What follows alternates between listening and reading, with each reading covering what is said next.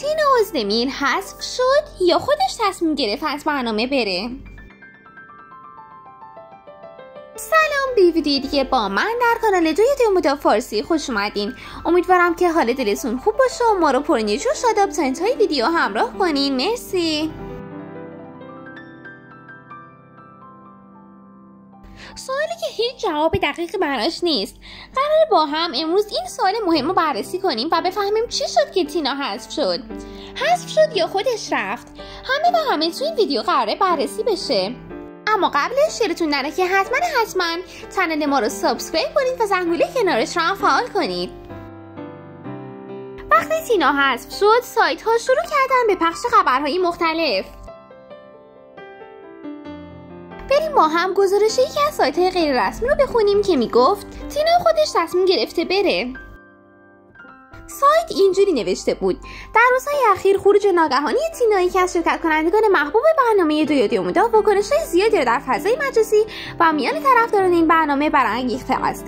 با پخش قسمت جدید برنامه و عدم حضور تینا در لیست اجراها، بسیاری از بینندگان شوکه شدند و موجی از پیام‌های احساسی، همدردی و ناراحتی در شبکه‌های اجتماعی به راه افتاد، در حالی که برخی کاربران معتقد بودند تینا به دلیل شخصی و انتخاب خودش برنامه را ترک کرده.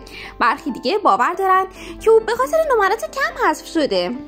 این سایت یه سایت معتبر توی حوزه موسیقی و برنامه‌های تلویزیونه. گزارش منتشر کرده‌شو بریم با هم بخونیم. تینا مدتی از با نگرانی‌های خانوادگی دست و پنجه نرم می‌کرد و وضعیت سلامتی برادرش او را در شرایطی قرار داد که نتوانست تمرکز لازم برای ادامه رقابت را داشته باشد. او پس از مشورت با تهیه کنندگان تصمیم گرفت از برنامه کناره‌گیری کند. همچنین طبق شواهد، تینا در پیام‌هایی به برخی از فن پیج‌های خود نیز به این موضوع اشاره کرده و از طرفدارانش بابت درک شرایطش تشکر کرده. یکی از فن پیج های تینا در واقع پستی گذاشته و گفته که تینا از همه ما خواسته با مهربانی با این تصمیمش برخورد کنیم. او الان نیاز داره کنار خانواده‌اش باشه. وضعیت برادرش خب جدی به نظر میاد. با این حال هیچ یک از عوامل رسمی برنامه تاکنون بیانیه یا توضیح مستقیمی درباره نوع خروج تینا ارائه نکردن و در واقع توی خود برنامه طوری نشون دادن که انگار تینا به خاطر نمرات کم حذف شده. اینا هم از متن این سایت اینترنتی بودن. باهاش موافقین یا نه؟ بریم با هم عمیق‌تر بررسی کنیم. عده‌ای از طرفداران توی پلتفرم‌های مختلف از تهیه کنندگان برنامه خواستن تا با صداقت بیشتر در این باره شفاف‌سازی کنن. کمپینی با هشتگ تینا کجاست در توییتر فارسی ترند شده و البته همچنین توییتر ترکی. کاربران میخوان بدانن که آیا تینا قربانی یک تصمیم مدیریتی شده یا این تصمیم کاملا شخصی بوده. در مقابل برخی دیگر از تحلیلگران فضای رسانه‌ای بر این باورند که انتشار تدریجی اطلاعات درباره خروج شرکت کنندگان بخشی از سیاست‌های تعلیقی برنامه برای بالا بردن و نگه داشتن هیجان مخاطبه. از طرف دیگه جای خالی تینا هنوز که هنوز تو برنامه حس میشه.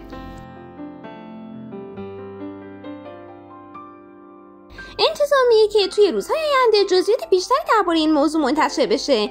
همچنین منابع غیر رسمی خبر از این دادن که تینا فعلا قصد نداره که چیزی رو لو بده.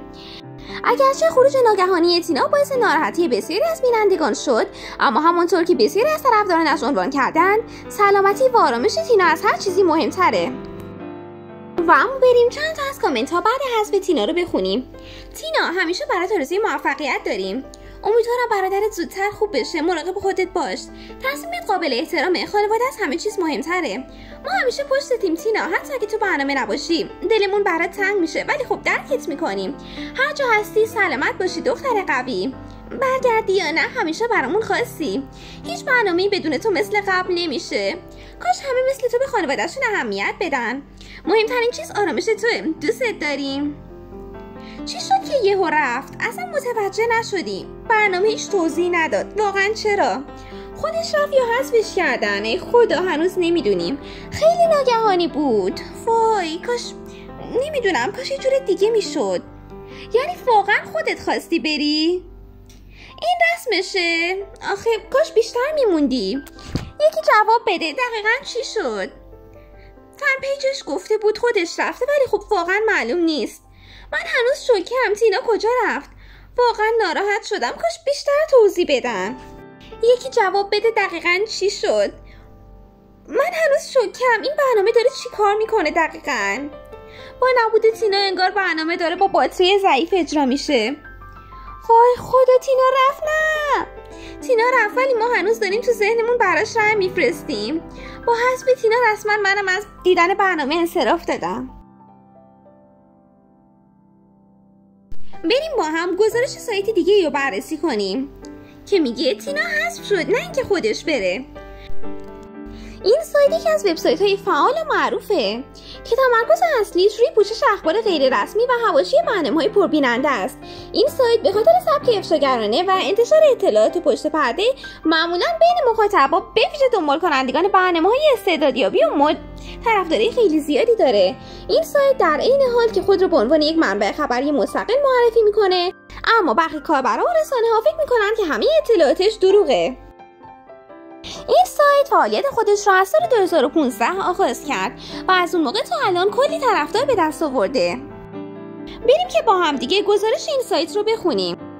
برخلاف آنچه در برخی منابع آمده که تینا به دلیل شرایط خانوادگی از ادامه رقابت انصراف داده، اسناد داخلی برنامه نشون میدن که او در آخرین مرحله ارزیابی توسط داوران کمترین امتیاز رو کسب کرده و به صورت رسمی از رقابت حذف شده. و این سایت گفته که تینا در واقع خودش رو اینجوری معرفی کرده و گفته که خودم انصراف دادم تا جلوی بقیه و فن پیج هاش آبروش نره و همه نگن پشت سرش غیبت کنن و بگن حذف شده. اما خب با توجه به چیزایی که تو برنامه دیدیم و اگه نمره های هفتگی تینا رو حساب میکنیم میفهمیم که واقعا نمره کمتری داشت و مسلما داورها هم نمیان که الکی نمره رو کم کنن. هرچند تینا خودش به یکی از فن پیج‌هاش گفته بود که ما توی پشت صحنه هماهنگ کرده بودیم که توی صحنه اینجوری نشون بدن و جوری باشه که انگار دارم حذف میشم، اما من خودم رفتم. اما این سایت میگه که تینا واقعا دروغ گفته و اینجوری نیست. حالا نمیدونیم جریان واقعی چی بود. نظر شما چیه؟ به نظرتون کدوم سایت راست میگه؟ بریم چند تا از کامنت های منفی رو بخونیم. واقعا ناراحت شدم از این کار تینا. انتظار نداشتم دروغ بگه. اگه حذف شده بود باید با احترام قبول میکرد. دروغ گفتن کار کسی نیست که دنبال محبوبیته. این همه بهش رأی دادیم که تهش بهمون دروغ بگه. کاش صداقت داشت. هیچ کس کامل نیست ولی صداقت میتونست داشته باشه. از چشم افتاد واقعا. این حرکتش اعتماد خیلی‌ها رو خراب کرد. حالا معلوم شد چرا اینقدر بی سر و صدا رفت. چقدر فیلم بازی کرده بود. وای، اعتبارشون با این دروغ از بین برد. اصلا حرفه‌ای نیست همچین رفتاری. دلم برای فنای واقعیش سوخت. چرا باید حقیقت رو پنهان کنه؟ این یه بی احترامیه به مخاطب. بهتر بود سکوت میکرد تا اینکه داستان ساختگی بسازه. بازی دادن احساس مردم اصلا کار درستی نیست. حالا بریم چند تا از کامنت‌های مثبت رو بخونیم. من هنوز تینا رو دوست دارم و به نظرم این سایت الکی داره از خودش چرت و پرت میگه. کسی نمیدونه واقعا چی گذشته. قضاوت نکنیم. شاید مجبور شده اینو بگه، نمیدونیم. هر چی باشه من بازم ازش حمایت میکنه. حذف بشه یا بمونه، کارش خیلی رو تحت تاثیر گذاشته. همیشه پشت تینام، حتی اگه اشتباه کرده باشه. مطمئنم که سایت داره اشتباه میکنه، چون تینا واقعا بهترینه و بعید میدونم بخواد دروغ بگه. اما بریم چند تا از کامنت های فانو بخونیم. تینا حذف شد، ما هم حذف شدیم از زندگی. بعد از این دروغ دیگه به صندلی داورام اعتماد ندارم. تا حالا کسی با دروغ هم از برنامه رفته بود؟ تینا، من خودم رفتم. برنامه ما حذف کردیم. بیننده ها ما کی بودیم اصلا؟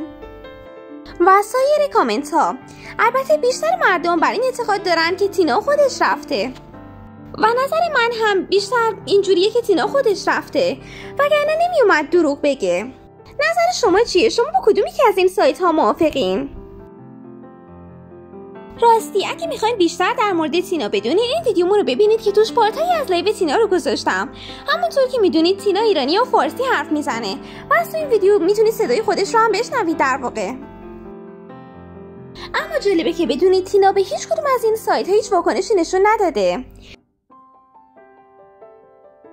با وجود اینکه هر دو گزارش توی فضای گسترده‌ای دست به دست شد و واکنش‌های خیلی فراوانی توی شبکه‌های اجتماعی به دنبال داشت، تینا ترجیح داد کاملا سکوت کنه.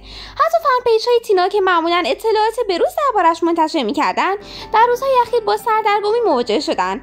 برخی از اونها نوشتن که خود تینا به ما هم چیزی نگفته و ما هم فقط به اندازه بقیه خبر داریم. از طرفی عدم واکنش باعث شده فضای تفسیرها بازتر شه.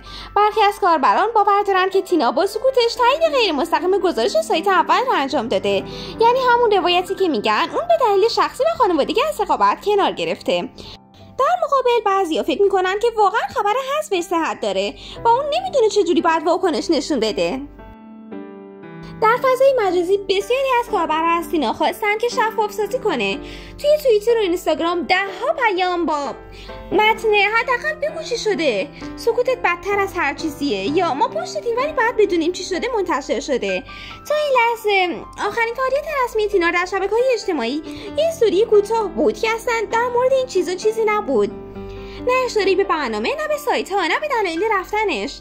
این رفتار برای چهره‌ای که معمولاً اهل تعامل با مخاطب و انتشار نظر شخصی بود غیر منتظره بود.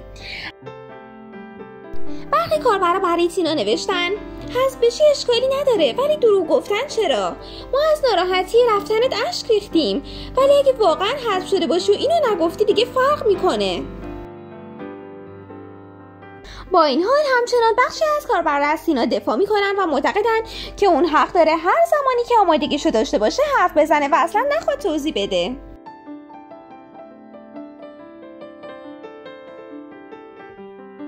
سایت‌های خبری همچنان به دنبال پاسخ یا حتی واکنش غیر مستقیم از سوی تینا هستن، اما هیچ یک از این تلاشات امروز نتیجه‌ای نداشته.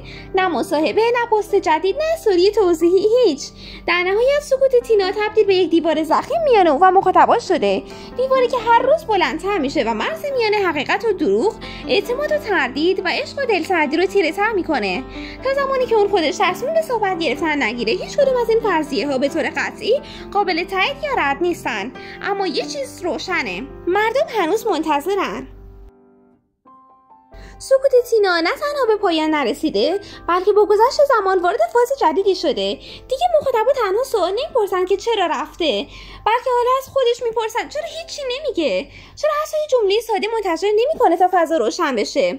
در این میان فن پیج‌های اون نیز دچار دو دستگی شدن. برخی از آنها هنوز با پست‌های حمایت‌آمیز تلاش میکنن تینا رو بالا نگه دارن، در حالی که برخی دیگر فعالیت خود رو متوقف کردن یا حتی با انتشار استوری‌های نسبت به ادامه حمایت از او تردید ابراز کردن. در نبود اطلاعات رسمی از سوی تینا یا عوامل برنامه، گمان زنی‌ها بیشتر از همیشه فضای مجازی رو اشغال کردن. کاربران تحلیلگر یا حتی افرادی که با ادعای آشنایی با پشت صحنه روایت‌هایی منتشر می‌کنند، از توافق پشت پرده برای خروج بی‌حاشیه گرفته تا سانسور آگاهانه واقعیت. در این میان برخی معتقدند این سکوت ممکنه ناشی از قراردادهای امضا شده باشه و شاید تینا از نظر قانونی اجازه بیان برخی جزئیات رو نداشته باشه یا در انتظار پایان رسمی قراردادش با برنامه باشه. گروه دیگه نیز اعتقاد دارن تینا به دلیل روانی، فشار افکار عمومی شدید فضای مجازی فعلا از بیان هر گونه واکنش عاجزه.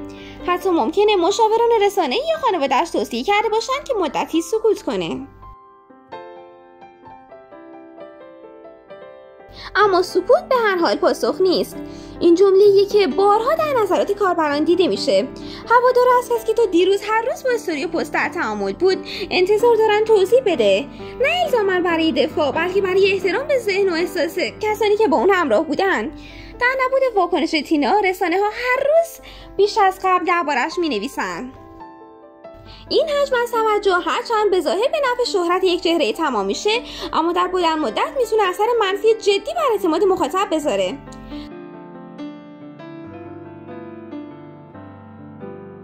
همچنین سکوت تینا باعث شده برخی از گزارش‌ها و شایعات به مرور رسمی‌تر و باورپذیرتر باشن.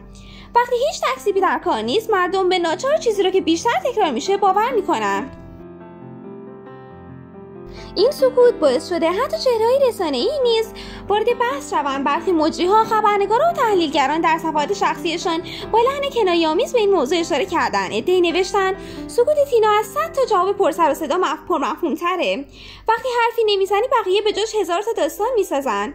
در کل با طولانی‌تر شدن این وضعیت، مخاطب‌ها کنجکاوی و بی‌اعتمادی بیشتری نسبت به تینا پیدا کردند.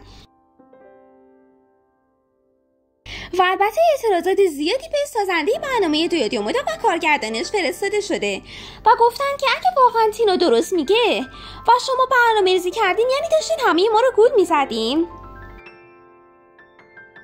در پلتفرم‌هایی مثل توییتر، تلگرام و اینستاگرام بیش از 10,000 کامنت و توییت درباره سکوت تینا منتشر شده و این فقط بخشی از بحث‌هایی که توی گروه‌ها و فضاهای بسطه‌تر صورت گرفته.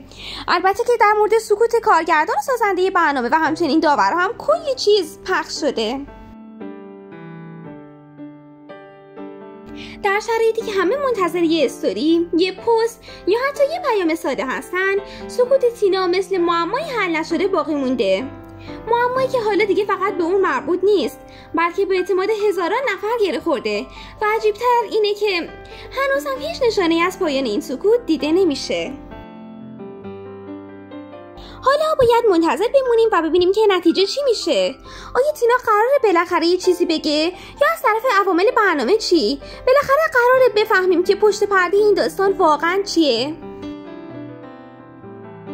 راستی یادم رفت بگم، برای اونایی که نمیدونن دویو مدل چه برنامه‌ای هست و آیا بعد این فصل دیگه هم داره یا نه، این ویدیو رو حتما ببینین. جزئیات کامل این برنامه و فصل جدیدش توی این ویدیو کاملا گفته شده. راستی تینا یه کار خیلی قشنگی انجام داده که توی این ویدیو در موردش صحبت کردیم. این ویدیو رو اصلا از دست ندین. و البته ما 2 ویدیو در مورد راز تناسب اندام تینا هم براتون گذاشتیم. خیلی بهتون پیشنهادش میکنم. به نظرتون چقدر دیگه باید برای شنیدن یه پاسخ از تینا صبر کنیم؟ به نظرتون اصلا قراره پاسخی بده یا نه؟ به نظرم که آخر مجبور میشه یه چیزی بگه، انقدر که همه دارن میریزن رو سرش. نمیدونم جریان واقعی چیه، اما حدس من اینه که تینا واقعا راست میگفته، چون با اون شخصیت زیبا و خوبی که ما تو برنامه از تینا دیدیم میتونیم بفهمیم که احتمال نداره همچین دروغی بهمون بگه، مگه نه؟ خیلی ممنونم از اینکه ما رو تا انتهای ویدیو همراه کردین. خوشحال میشم اگه برای حمایت بیشتر از ما این پست رو لایک کنید و برای دوستتون هم بفرستینش. ممنون، خدافظ، خیلی زود میبینمتون.